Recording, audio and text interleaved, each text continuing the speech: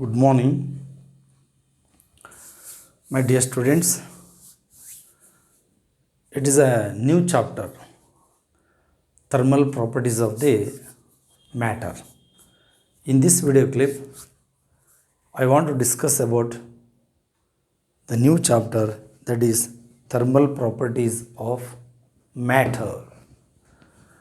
Now matter ಅಂದ ತಕ್ಷಣ ನಾವೇನು ಹೇಳ್ತೇವೆ? Matter, the thing which occupy the space is called matter ಅಂತ ಹೇಳ್ತೇವೆ ನಾವು. ಯಾವುದೇ ಒಂದು ಥಿಂಗ್ ಅಂದರೆ ಸ್ಪೇಸ್ ಅಕ್ಯುಪೈ ಮಾಡಿಕೊಂಡಿದ್ರೆ ಯೂನಿವರ್ಸ್ನಲ್ಲಿ ಅದಕ್ಕೆ ನಾವು ಮ್ಯಾಟರ್ ಅಂತ ನಾವು ಹೇಳ್ತೇವೆ. ಆಮೇಲೆ ಪ್ರೀವಿಯಸ್ ಚಾಪ್ಟರ್ಸ್ ಅಂದರೆ 9th 10th chapter, I think it is 11th chapter, 9th and 10th chapter. In that chapters you study the mechanical properties of matter. ಅಲ್ಲಿ ನಾವೇನು ಮಾಡ್ತೀವಿ? ಮೆಕ್ಯಾನಿಕಲ್ ಪ್ರಾಪರ್ಟೀಸ್ ಆಫ್ ಮ್ಯಾಟರ್ ಏನು ಮಾಡ್ತೀವಿ? ಸ್ಟಡಿ ಮಾಡ್ತೀವಿ. ಹಾಗಾದ್ರಲ್ಲಿ ಮೆಕ್ಯಾನಿಕಲ್ ಪ್ರಾಪರ್ಟೀಸ್ ಅಂದರೆ ಏನು? Particularly ನಾವೇನು ಮಾಡ್ತೀವಿ? ಇಲ್ಲಿ ಫಿಸಿಕಲ್ ಪ್ರಾಪರ್ಟೀಸ ತೊಗೊಳ್ತೀವಿ. ಕೆಮಿಕಲ್ ಪ್ರಾಪರ್ಟೀಸ್ಗಿಂತ ಫಿಸಿಕಲ್ ಪ್ರಾಪರ್ಟೀಸ್ ತೊಗೊಳ್ತೀವಿ ನಾವು. ಹಾಗಿದ್ದರೆ ಅಲ್ಲಿ ಆ physical properties of the matter ಅಂತ ಬಂದಾಗ mass is the basic property of matter. ಯಾವಾಗ ಮಾಸ್ ಇರುತ್ತೋ ಆಮೇಲೆ definitely matter having certain size. Once it is having size, that matter having volume. Mass ಇರುತ್ತಾ, ಮಾಸ್ ಬೇಸಿಕ್ ಪ್ರಾಪರ್ಟಿ. ವ್ಯಾಲ್ಯೂಮ್ ಕೂಡ basic property, volume ಇದ್ದೇ ಇರುತ್ತೆ, ಅದು ಬೇಸಿಕ್ ಪಾಯಿಂಟ್. ಒಟ್ಟು mass ಇರುತ್ತೆ, ವ್ಯಾಲ್ಯೂಮ್ ಇರುತ್ತೆ ಅಂದರೆ ಡೆಫಿನೆಟಾಗಿ ಡೆನ್ಸಿಟಿ ಇರುತ್ತೆ. Density is the one of the basic property of matter. ಅಂದ್ರೆ ಅಲ್ಲಿ ನಾವು ಮ್ಯಾಟರ್ ತೊಗೊಂಡಾಗ ಇವು ಬೇಸಿಕ್ ಪ್ರಾಪರ್ಟೀಸ್. ಇವು ಮಾಸ್ ಇರುತ್ತೆ, ವ್ಯಾಲ್ಯೂಮ್ ಇರುತ್ತೆ, ಡೆನ್ಸಿಟಿ ಇರುತ್ತೆ. ಯೂಸುವಲಿ ನಾವು ಮ್ಯಾಟರ್ ಅಂತ ತೊಗೊಂಡಾಗ it is exist in the different States. ಬೇರೆ ಬೇರೆ ಸ್ಟೇಟ್ಸ್ನೊಳಗೆ ಎಕ್ಸಿಸ್ಟ್ ಆಗಿರ್ತದೆ. What are the main, that is the States of the matter? It is in the either it may be in solid state, it may be in the liquid state, it may be in the gaseous state, it may be in the plasma state. These are the states of matter. ನಾವು come to the point properties. Mechanical properties of solids study ಮಾಡ್ತಾವೆ. Mechanical properties of solids 9th ಚಾಪ್ಟರ್ನಲ್ಲಿ. ಅಲ್ಲಿ elasticity ಬರುತ್ತೆ, plasticity ಬರುತ್ತೆ. ಆಮೇಲೆ elasticity, plasticity ಇವೆಲ್ಲ study ಮಾಡ್ತೀವಿ. Elastic limit, Hooke's law, ಇದೆಲ್ಲ ಸ್ಟಡಿ ಮಾಡ್ತಾವೆ ನಾವು ಇಲ್ಲಿ 9th ಚಾಪ್ಟರ್ನೊಳಗೆ. ನೆಕ್ಸ್ಟ್ ಬಂದಾಗ ಮೆಕ್ಯಾನಿಕಲ್ ಪ್ರಾಪರ್ಟೀಸ್ ಆಫ್ ಫ್ಲೂಯಿಡ್ಸ್ ಅಂತ ಬರ್ತವೆ ನಾವು. What is meaning of fluid? Fluid ಅಂದ್ರೇನು? Substance which is flow is called fluid. ಯಾವುದೊಂದು ಸಬ್ಸ್ಟೆನ್ಸು ಫ್ಲೋ ಆಗ್ತದೆ ಅಂದರೆ ಅದಕ್ಕೆ ನಾವೇನಂತೀವಿ? ಫ್ಲೂಯಿಡ್ ಅಂತೀವಿ. ಅಂದರೆ water fluid, blood fluid, oil fluid, even LPG liquefied petroleum gas ಅದು ಗ್ಯಾಸ್ ಮೀಡಿಯಮ್ ಅದು, but it is fluid. Why? Because it is flow. ಇಲ್ಲಿ ನಾವು ಫ್ಲೂಯಿಡ್ಸ್ ಅಂದಾಗ ಲಿಕ್ವಿಡ್ ಎಕ್ಸಾಂಪಲ್ ಕೊಡ್ಬೋದು, ಗ್ಯಾಸ್ ಎಕ್ಸಾಂಪಲ್ ಕೊಡ್ಬೋದು. ಬರೀ ಲಿಕ್ವಿಡ್ ಅಂದಾಗ ಆಯಿಲ್ಲು, ವಾಟರು, ಕೆರೋಸಿನ್ ಇಷ್ಟು ಅಷ್ಟೇ ಕೊಡ್ಲಿಕ್ಕೆ ಬರ್ತೈತಿ.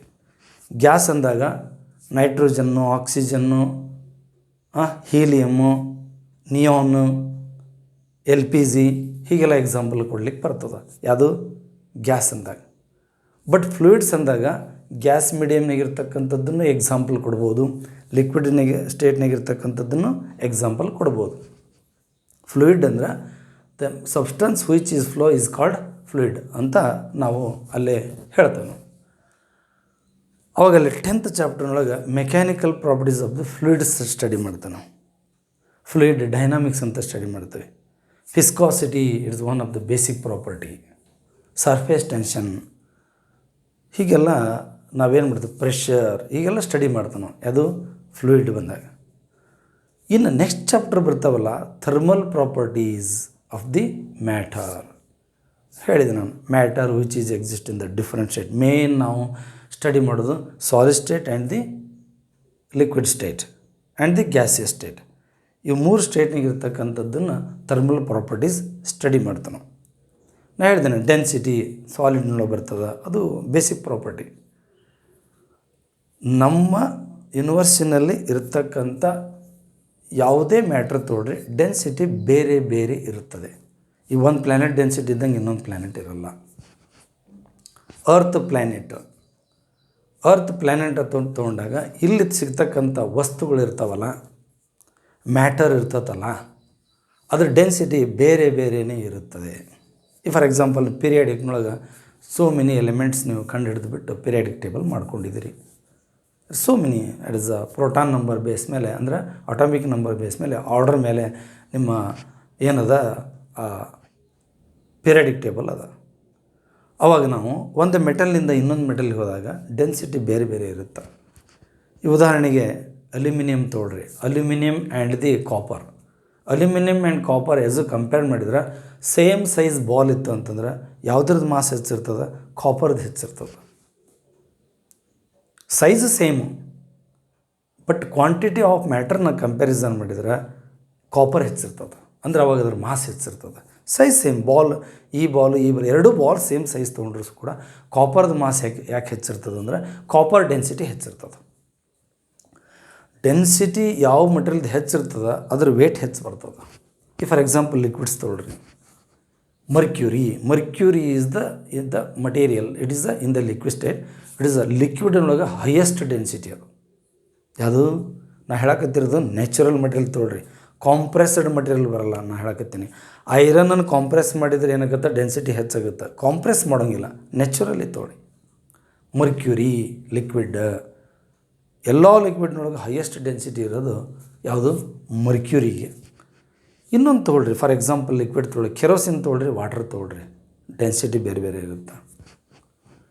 ಬರೀ ವಾಟರ್ ತೊಗೊಳ್ರಿ, ವಾಟರ್ ನೋಡಿದ್ರೆ ಹಾರ್ಡ್ ವಾಟರ್ ಬರುತ್ತೆ, ಸಾಫ್ಟ್ ವಾಟರ್ ಬರ್ತದೆ, ಡೆನ್ಸಿಟಿ ಬೇರೆ ಬೇರೆ ಇರ್ತದೆ. ಬೋರ್ವೆಲ್ ವಾಟರ್ ತೊಗೊಳ್ರಿ, ವಾಟರ್ ತೊಗೊಳ್ರಿ, ಸಮುದ್ರ ನೀರು ತೊಗೊಳ್ರಿ, ಬೋರ್ವೆಲ್ ನೀರು ತೊಗೊಳ್ರಿ, ಆಮೇಲೆ ರೇನ್ಫಾಲ್ ವಾಟರ್ ತೊಗೊಳ್ರಿ, ಡೆನ್ಸಿಟಿ ಬೇರೆ ಬೇರೆ ಇರುತ್ತೆ. ವಾಟರ್ ಆದರೂ ಕೂಡ ಡೆನ್ಸಿಟಿ ಬೇರೆ ಬೇರೆ ಇರುತ್ತೆ. Because whatever the contents minerals which are in the water, ಅಂದರೆ the water content what are the minerals depending upon that point, okay, that thing. ಆ ಉದ್ದೇಶಕ್ಕೆ ಡೆನ್ಸಿಟಿ ಬೇರೆ ಬೇರೆ ಇರ್ತದೆ. Density basic property. ಇಲ್ಲಿ ಥರ್ಮಲ್ ಪ್ರಾಪರ್ಟೀಸ್ ಬರ್ತಾವೆ. Thermal properties ಅಂತ ಬಂದಾಗ ನಮ್ಮ ಮೇನ್ ಇಂಪಾರ್ಟೆಂಟ್ ಇಲ್ಲೇ ನಾವು ಥರ್ಮಲ್ ಪ್ರಾಪರ್ಟೀಸ್ ಬಂದ ತಕ್ಷಣ ನಾವು ಬರೋದು ಯಾವುದಕ್ಕೆ ಅಂತಂದ್ರೆ ಹೀಟ್. ನಾವು ಎಲ್ಲಿ ಬರ್ತೀವಿ? ಹೀಟ್. ನಾವು ಥರ್ಮಲ್ ಪ್ರಾಪರ್ಟಿ ಸ್ಟಡಿ ಮಾಡೋಕ್ಕಿಂತ ಮೊದಲು ಹೀಟ್ ಆ್ಯಂಡ್ ಟೆಂಪ್ರೇಚರ್ ಬಗ್ಗೆ ನಮಗೆ ಐಡಿಯಾ ಇರಬೇಕು.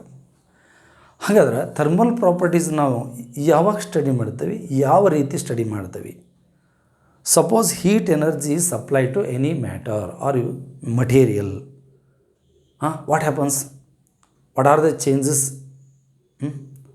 You see, what are the changes in the material? What are the changes are observed in the material when heat energy is given to the material or matter? Either it may be solid, it may be liquid, or it is gas.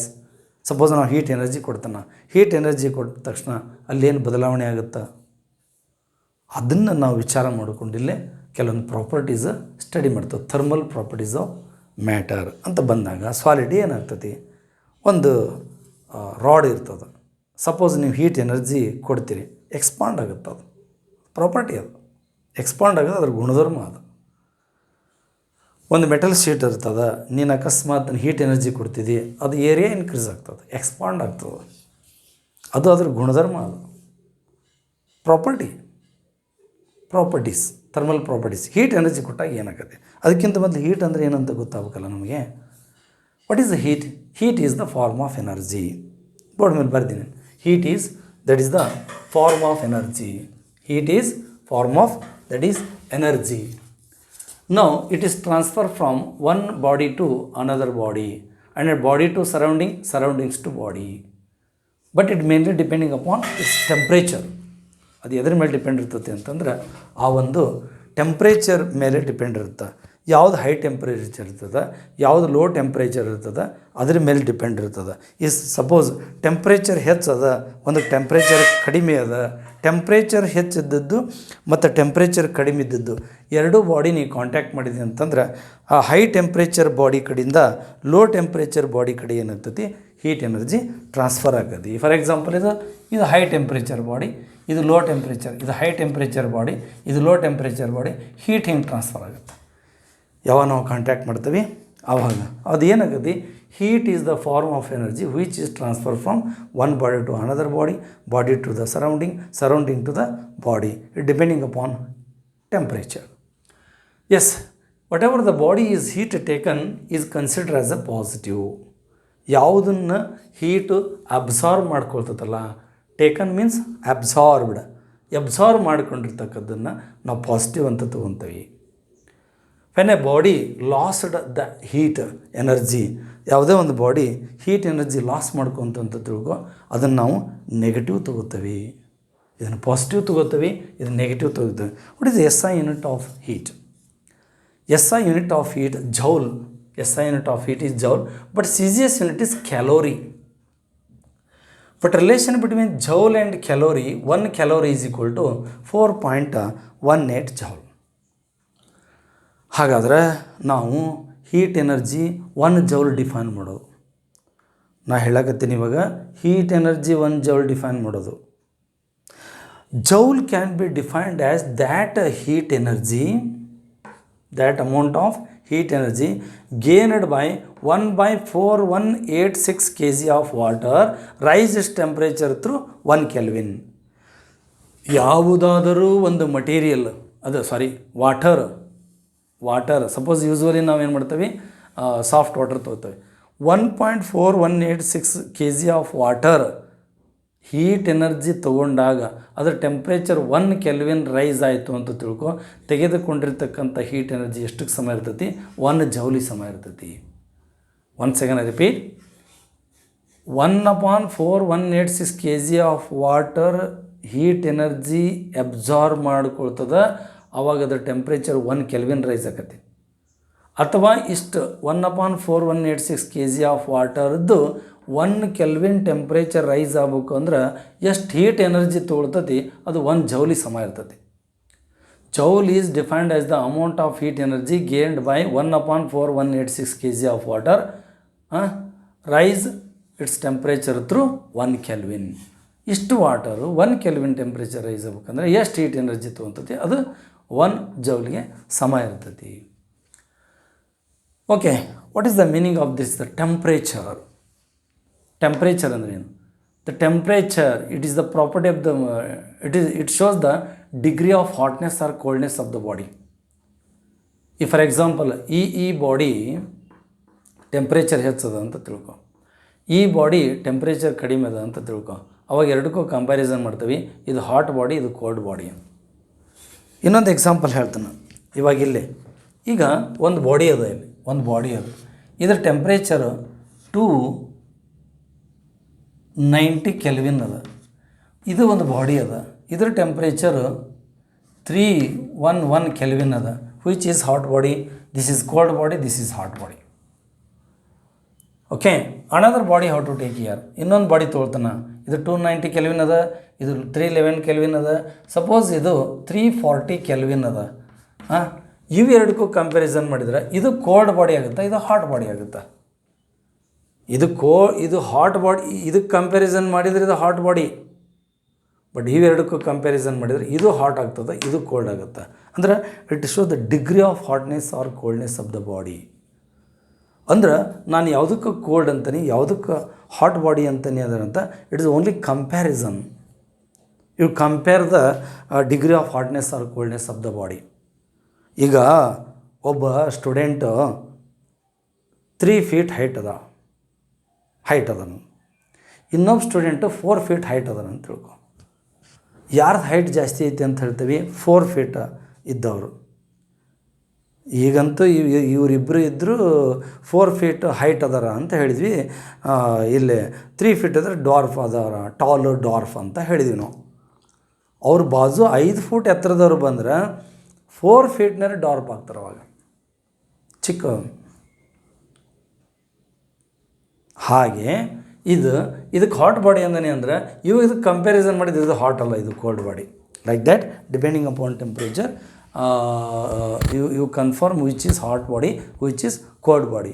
What is the heat and temperature difference? First difference is heat is the form of energy. It is transferred from one body to another body when they contact one and another. What is the temperature? Temperature is the degree of hotness or coldness of the body. That is temperature. Then heat is the cause, temperature is the effect. ಅಂದ್ರೆ ನಾವು heat is the ಕಾಸ್ ಅಂದ್ರೆ ಒಂದು body temperature ಹೆಚ್ಚಾಗ್ಬೇಕಂದ್ರೆ heat energy ಕೊಟ್ಟಾಗ ಹೆಚ್ಚಾಗ್ತದೆ, heat energy ತಗೊಂಡಾಗ ಕಡಿಮೆ ಆಗ್ತದೆ.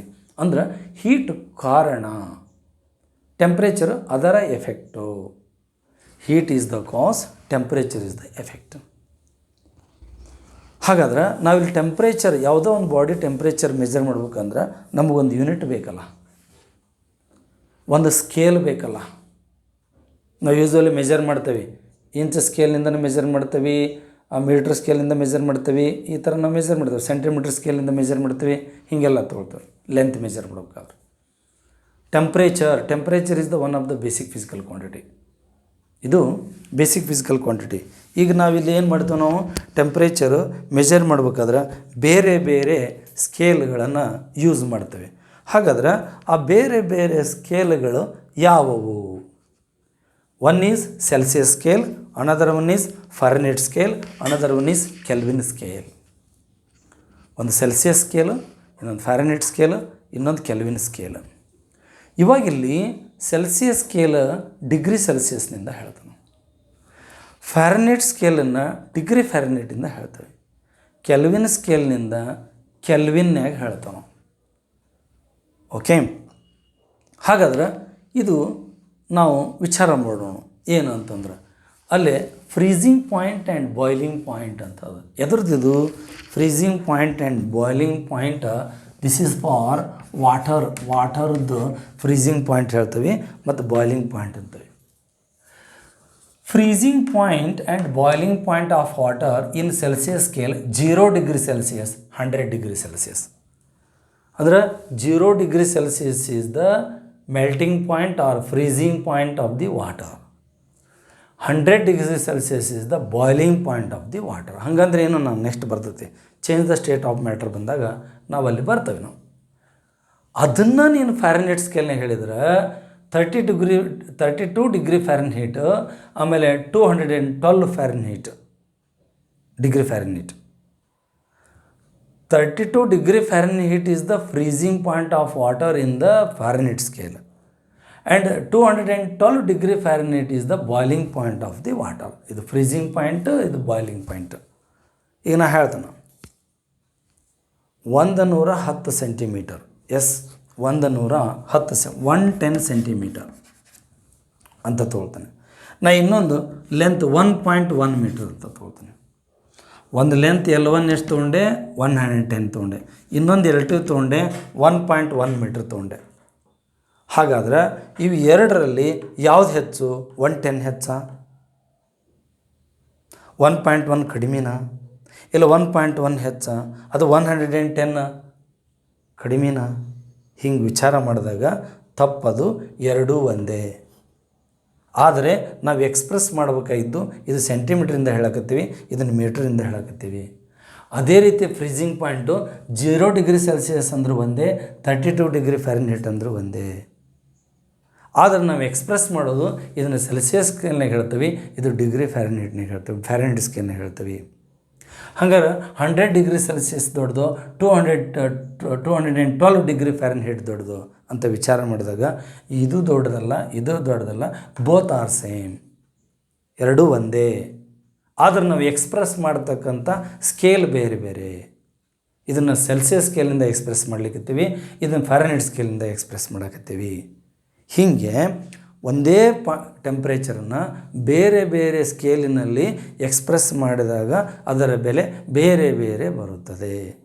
ಈ ಥರ ನಾವು ಹೀಗೆ ಹೇಳ್ತಾನೆ. ಎಸ್, ಇವಾಗಿಲ್ಲಿ relation between scales of temperature, ಒಂದರದ್ದು ಇನ್ನೊಂದು ಸ್ಕೇಲ್ ಹೇಗೆ ಬರ್ತದೆ? ಸ್ಕೇಲ್ ಆಫ್ ಟೆಂಪ್ರೇಚರ್ ಈಗ ನಾನಿಲ್ಲಿ ಡಿಸ್ಕಸ್ ಮಾಡತಕ್ಕಂಥದ್ದು ಯಾವುದು ಅಂತಂತಂದ್ರೆ ವಾಟರ್ ತೊಗೊಳ್ತೀನಿ, ವಾಟರ್ನ ಹೀಟ್ ಮಾಡ್ಕೋತ ಹೋಗ್ತೀನಿ, ಅವ ಟೆಂಪ್ರೇಚರ್ ಸೆಲ್ಸಿಯಸ್ನೊಳಗೆ ಅಲಾಂಗ್ ವೈ ಆಕ್ಸಿಸ್ ತೊಗೋತೀನಿ, ಅದೇ ಟೆಂಪ್ರೇಚರ್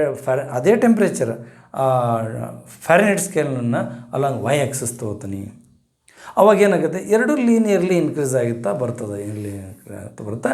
ಬಟ್ ಫ್ಯಾರನ್ಹೀಟ್ ಸ್ಕೇಲ್ನೊಳಗೆ ಕೋಇನ್ಸೈಡಿಂಗ್ ಪಾಯಿಂಟ್ ಇಲ್ಲಿ ಬರ್ತದೆ, ಇನ್ನು ಇಲ್ಲಿ ನೆಕ್ಸ್ಟ್ ಇಲ್ಲಿ ಬರ್ತದೆ. ಎರಡು ಟೆಂಪ್ರೇಚರ್ ಅಂತ, ಬಟ್ ಇನ್ನು ಸೆಲ್ಸಿಯಸ್ನೇ 0 ಅಂದರೆ 32, 100 ಅಂದರೆ 212 ಡಿಗ್ರಿ ಫ್ಯಾರನ್ಹೀಟ್ ಒಂದೇ. ಬಟ್ ನಾವು ಎಕ್ಸ್ಪ್ರೆಸ್ ಮಾಡ್ತಕ್ಕಂಥದ್ದು ಬೇರೆ ಬೇರೆ. ಹಾಗಿದ್ದರೆ ಇಲ್ಲಿ 32 ಡಿಗ್ರಿ ಫ್ಯಾರನ್ಹೀಟ್, ಇದು 0 ಡಿಗ್ರಿ ಸೆಲ್ಸಿಯಸ್, ಇದು 100 ಡಿಗ್ರಿ ಸೆಲ್ಸಿಯಸ್, ಇಲ್ಲೇ 212 ಡಿಗ್ರಿ ಫ್ಯಾರನ್ಹೀಟ್. ಎಸ್, ಇದರ ಡಿಫ್ರೆನ್ಸ್ ಎಷ್ಟಾಯಿತು? ಇದರ ಡಿಫ್ರೆನ್ಸ್ 180, ಅದು ಫ್ಯಾರನ್ಹೀಟ್ ಸ್ಕೇಲ್ದು. ಇಲ್ಲೇ ನಾನೇನಂತೀನಿ, ಇದು TF, ಇದು ಇಲ್ಲೇ TC ಸೆಲ್ಸಿಯಸ್ ಸ್ಕೇಲ್ನೊಳಗೆ, TF ಫ್ಯಾರನ್ಹೀಟ್ ಸ್ಕೇಲ್ನೊಳಗೆ. TC divided by 100, TC divided by 100, ಇವು difference.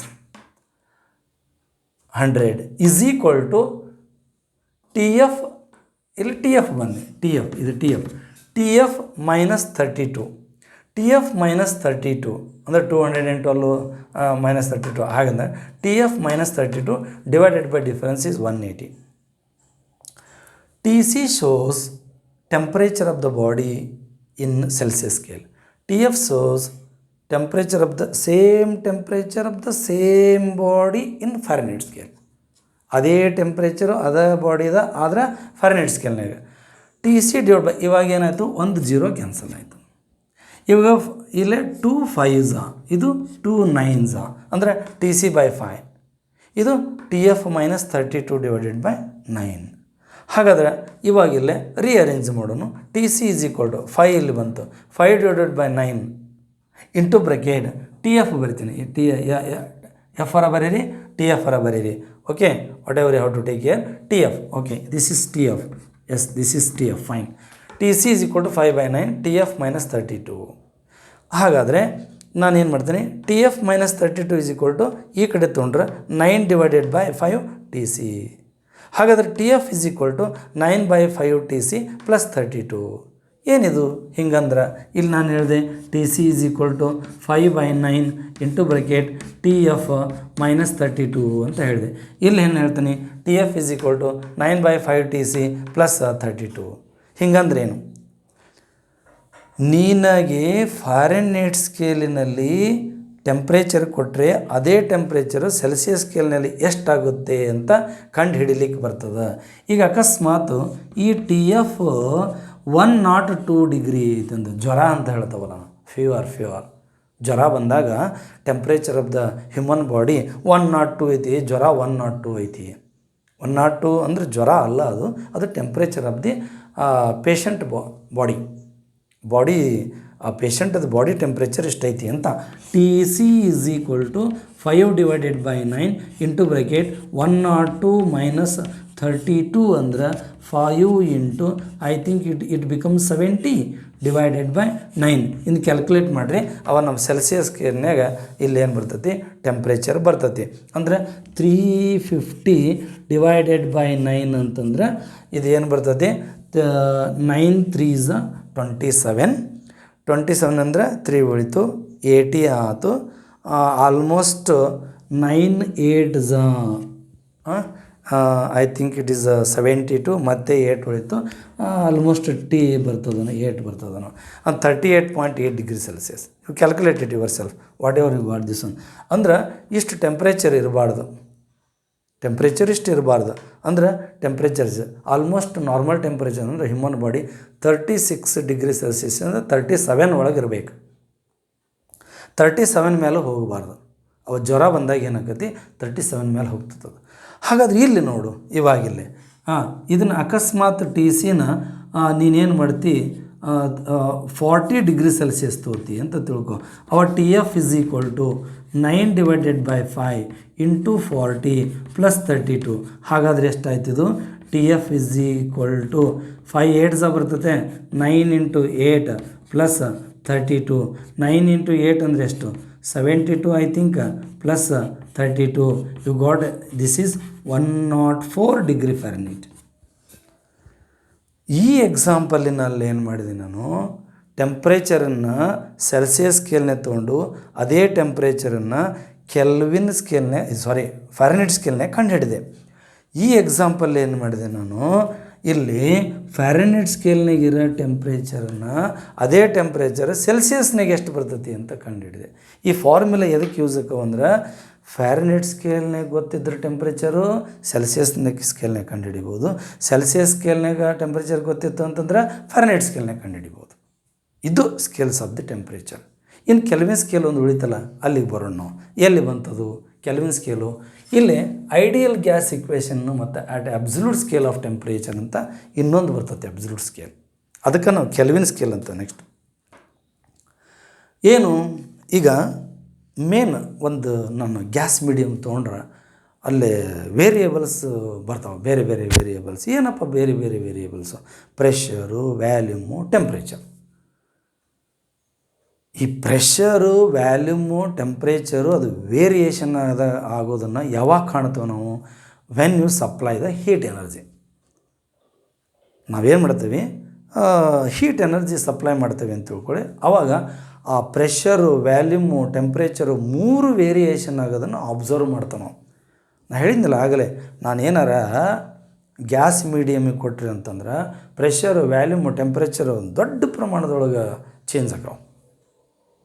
Lot of changes, pressure, volume, temperature ಭಾಳ ಚೇಂಜ್ ಆಗ್ತದೆ. ಆವಾಗ ಅವು ಎರಡು ರಿಲೇಷನ್ ಕೊಡ್ತತ್ತಲ್ಲ, ಪ್ರೆಷರ್, ವ್ಯಾಲ್ಯೂಮ್, ಟೆಂಪ್ರೇಚರ್ ಆಗೋದನ್ನು ಅವಕ್ಕೆ ಗ್ಯಾಸ್ ಲಾಸ್ ಅಂತ ಹೇಳ್ತಾನೆ. ಯಾವುದೇ ಒಂದು ಗ್ಯಾಸ್ ಇರ್ತದಲ್ಲ, ಗ್ಯಾಸ್ ಮೀಡಿಯಮ್ಮು, ಈ ಕಡೆ ಬಾಯ್ಲ್ಸ್ ಲಾ, ಈ ಕಡೆ ಚಾರ್ಲ್ಸ್ ಲಾ ಎರಡೂ ಅಪ್ಲಿಕೇಬಲ್ ಆಯಿತು ಅಂತಂದ್ರೆ ಅದಕ್ಕೆ ನಾವು ಐಡಿಯಲ್ ಗ್ಯಾಸ್ ಅಂತ. ಅವಾಗ ಐಡಿಯಲ್ ಗ್ಯಾಸ್ ತೊಗೊಂಡಾಗ ಐಡಿಯಲ್ ಗ್ಯಾಸ್ ಇಕ್ವೇಷನ್ನು ಎನ್ ಮೋಲ್ಗೆ 1 ಮೋಲ್ಗೆ P V is equal to R T ಬರ್ತೈತಿ, ಎನ್ ಮೋಲ್ಗೆ P V is equal to N R T ಬರ್ತೈತಿ. ನಾವು ಅಲ್ಲೇನು ಮಾಡಬೇಕು, ಐದರ್ ಪ್ರೆಷರ್ ಕಾನ್ಸ್ಟೆಂಟ್ ಇಟ್ಟು ವ್ಯಾಲ್ಯೂಮ್ ಚೇಂಜ್ ಆಗೋದು ಸ್ಟಡಿ ಮಾಡ್ತೀವಿ. ಚಾರ್ಲ್ಸ್ ಲಾ ಏನು ಮಾಡ್ತೇವೆ, the volume of the given mass of the gas is directly proportional to its absolute temperature at constant pressure. Gay Lussac's log ಏನು ಮಾಡ್ತಾನೋ, pressure of the gas is directly proportional to, ಹೀಗಿದೆ ನಾವು study ಮಾಡ್ತಾನೋ. ಇನ್ನು Boyle's law ಬರ್ತೈತಿ.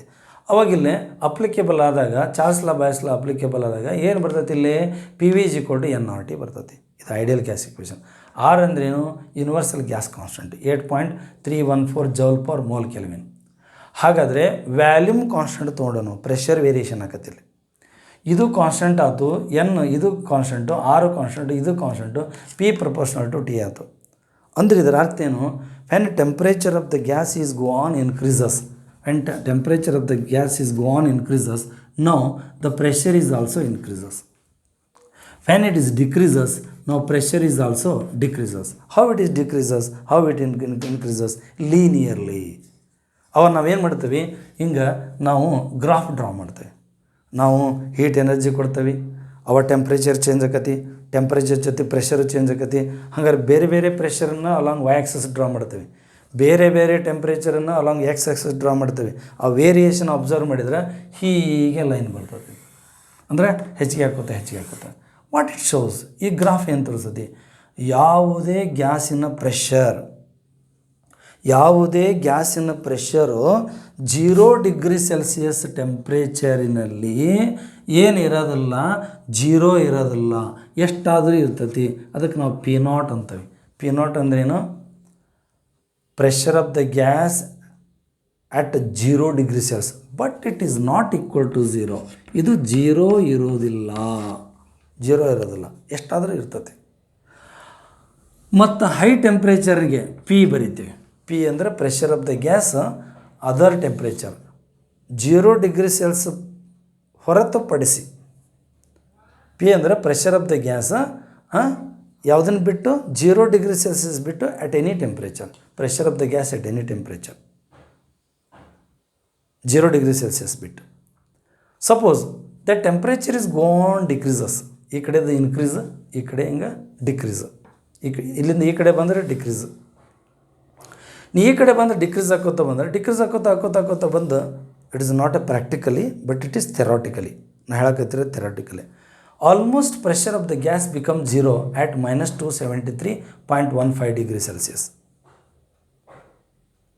ಇದನ್ನು ಯಾರು ಹೇಳ್ತಾರೆ? ಲಾರ್ಡ್ ಕೆಲ್ವಿನ್ ಅನ್ನೋ ವ್ಯಕ್ತಿ. ಏನು ಹೇಳ್ತಾನಲ್ಲಿ? Pressure of all the gases, almost all the gases, they become zero at lowest temperature -273.15 degree Celsius. ಹೌದಾ? ಅದಕ್ಕೆ you how to count this one ಅಂತ ಹೇಳ್ತಾನೆ. ನೀವು ಟೆಂಪ್ರೇಚರ್ನ 0 ಡಿಗ್ರಿ ಸೆಲ್ಸಿಯಸ್ಸಿಂದ ರೆಫರೆನ್ಸ್ ತೊಗೋಬೇಡ್ರಿ, 273ಇಂದ ತೊಗೊಳ್ರಿ. ಹಾಗಾದ್ರೆ ನಿನ್ನ ಸೆಲ್ಸಿಯಸ್ ಸ್ಕೇಲ್ನಾಗ ಏನು ಗೊತ್ತಿರ್ತದಲ್ಲ ಅದಕ್ಕೆ 273.15 ಆ್ಯಡ್ ಮಾಡಿರಿ. ನಾ ಇಲ್ಲಿಂದ ತೊಗೊಳ್ತಿದ್ನಪ್ಪ, ನಂದು ಸ್ಕೇಲ್ ಇಲ್ಲಿಂದ ಸ್ಟಾರ್ಟ್ ಆಗುತ್ತೆ. ಈಗ ಇಲ್ಲಿಂದ ಸ್ಟಾರ್ಟ್ ಆಗುತ್ತೆ. ಇಲ್ಲಿಂದ ಸ್ಟಾರ್ಟ್ ಮಾಡಬೇಡ್ರಿ, -273ಇಂದ ಸ್ಟಾರ್ಟ್ ಮಾಡ್ಕೊಳ್ರಿ. ಸೆಲ್ಸಿಯಸ್ನಾಗ ಇರ್ತದಲ್ಲ ಅದಕ್ಕೆ 273 ಆ್ಯಡ್ ಮಾಡ್ಕೊಳ್ರಿ. The lord kelvin give the important scale of temperature at absolute zero. The pressure of the gas become zero at absolute zero. ಇದಕ್ಕೆ ಅಬ್ಸಲ್ಯೂಟ್ 0 ಪಾಯಿಂಟ್ ಅಂತ ನಾವು. This scale is called kelvin scale. ಇದನ್ನು propose ಮಾಡಿದ ವ್ಯಕ್ತಿ lord kelvin. ಆ ಉದ್ದೇಶಕ್ಕೆ ಏನಂತವೆ? ಸ್ಕೇಲ್ಗೆ ಅಂತವೆ kelvin scale. ಅದಕ್ಕೆ ನಾವು ಮೆಜರ್ ಮಾಡಬೇಕಾದ್ರೆ ಇದನ್ನು ಕ್ಯಾಪಿಟಲ್ ಲೆಟರ್ T ಇಂದ ಬರಿತೇವೆ.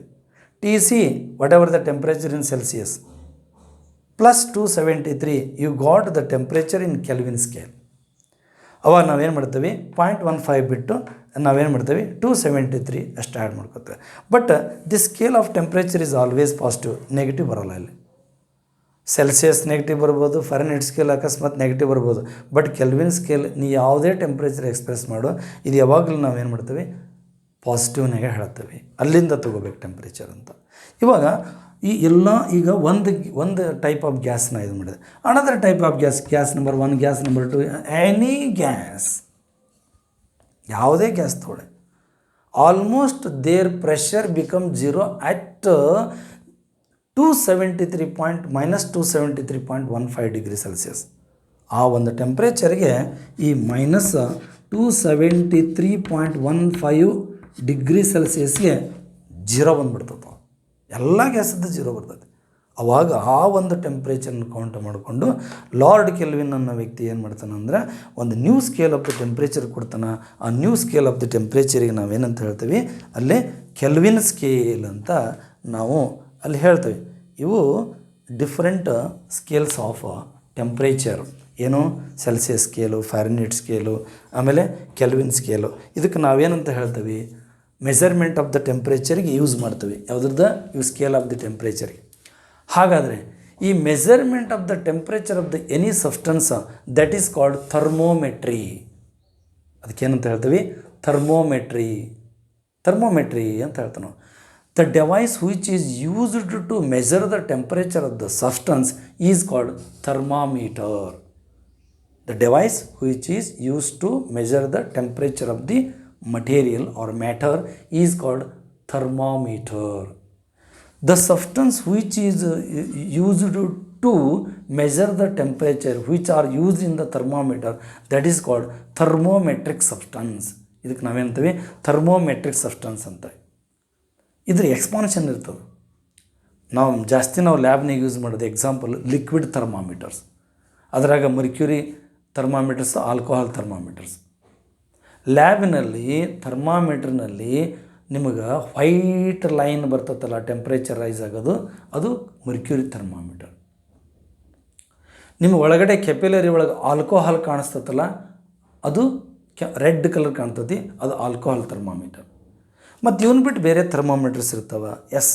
Radiation thermometers, bimetallic strip thermometer, electrical resistance thermometer. There are so many thermometers are there. Thermostat ಅಂತ ಹೇಳ್ತಾವೆ. ಆ ಥರ್ಮಾಮೀಟರ್ ಸಾಕಷ್ಟು ಥರ್ಮಾಮೀಟರ್ಸ್ ಬರ್ತಾವೆ. ಬಟ್ ಮ್ಯಾಕ್ಸಿಮಮ್ ಲ್ಯಾಬ್ನಾಗ ಯೂಸ್ ಮಾಡೋ ಥರ್ಮಾಮೀಟರ್ ಯಾವುದು ಅಂತಂದ್ರೆ ಪರ್ಟಿಕ್ಯುಲರ್ಲಿ ಲಿಕ್ವಿಡ್ ಥರ್ಮಾಮೀಟರ್ಸು. ಅದರಾಗ ಪರ್ಟಿಕ್ಯುಲರ್ ಲಿಕ್ವಿಡ್ ಥರ್ಮಾಮೀಟರ್ಸ್ ಅಂತಂದರೆ ಮರ್ಕ್ಯೂರಿ ಥರ್ಮಾಮೀಟರ್ ಮತ್ತು ಆಲ್ಕೋಹಾಲ್ ಥರ್ಮಾಮೀಟರ್ಸ್ ಯೂಸ್ ಮಾಡ್ತೀವಿ. ಇದು ಬೇಸಿಕ್ ಯಾವುದು? ಥರ್ಮಲ್ ಪ್ರಾಪರ್ಟೀಸ್ ಆಫ್ ಮ್ಯಾಟರ್ಗೆ. ನೆಕ್ಸ್ಟ್ ವಿಡಿಯೋ ಕ್ಲಿಪ್ನೊಳಗೆ ಸಪೋಸ್ ಹೀಟ್ ಎನರ್ಜಿ ನಾವು ಮಟೀರಿಯಲ್ ಕೊಡ್ತೀವಿ, ಅದರಿಂದ ಏನು ಎಫೆಕ್ಟ್ ಬರ್ತದೆ ಅಂದರೆ ಎಫೆಕ್ಟ್ಸ್ ಆಫ್ ಹೀಟ್ ಅಂತ ನಾವೇನು ಮಾಡ್ತೇವೆ ಇಲ್ಲಿ ಸ್ಟಡಿ ಮಾಡೋದು ಎಫೆಕ್ಟ್ಸ್ ಆಫ್ ಹೀಟ್ ಅಂತ ನಾವು ಸ್ಟಡಿ ಮಾಡ್ತೇವೆ. Thank you.